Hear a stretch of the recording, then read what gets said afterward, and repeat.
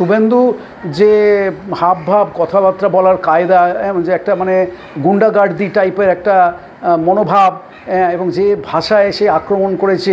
Sir, Dilip ঘোষকে মেদিনীপুর থেকে সরিয়ে এনে তাকে বর্ধমান দুর্গাপুর আসনে দেওয়া হলো এবং ব্যাপকভাবে তিনি হেরে গেলেন। তো দিলীপ ঘোষ বলছেন যে আমাকে না সরিয়ে আনলে আমি হয়তো হারতাম না।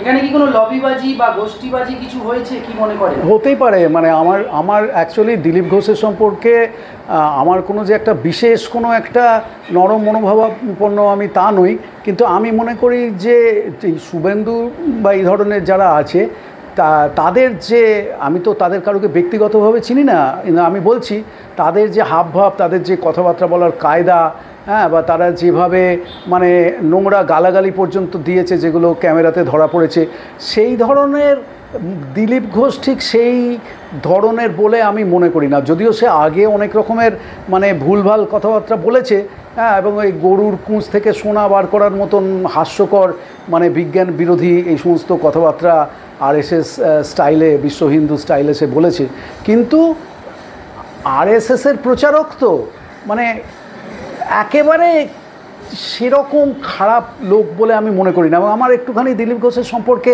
আমি বলতে পারি যে ওকে এখান থেকে নিয়ে গিয়ে নিজের জায়গা, নিজের জেলা থেকে নিয়ে গিয়ে অন্য একটা জায়গায় নিয়ে যাওয়া হলো, সেটা হয়তো দিলীপ ঘোষের কর্তৃত্বকে খর্ব করার জন্য, তার হাত থেকে যাতে ক্ষমতা চলে যায় তাই জন্যই হয়তো করা হয়েছে। কিন্তু আমরা দেখেছিলাম 2019-এ যখন দিলীপ ঘোষ দায়িত্বে ছিলেন, সেবারে বিজেপি খুব ভালো রেজাল্ট করেছিল, 18টা সিট পেয়েছিল। তাহলে কি সুকান্ত এবং শুভেন্দু ব্যর্থ হয়ে গেল?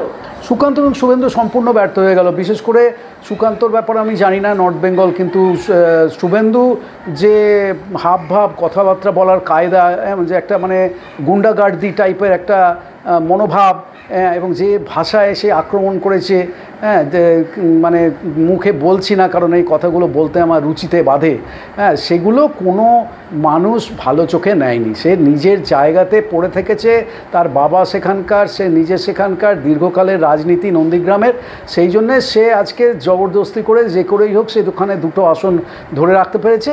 কিন্তু এছাড়া শুভেন্দু পশ্চিমবঙ্গের বিজেপির কাছে একটা মানে ডিজাস্টার, অভিশাপ টাইপের একেবারেই।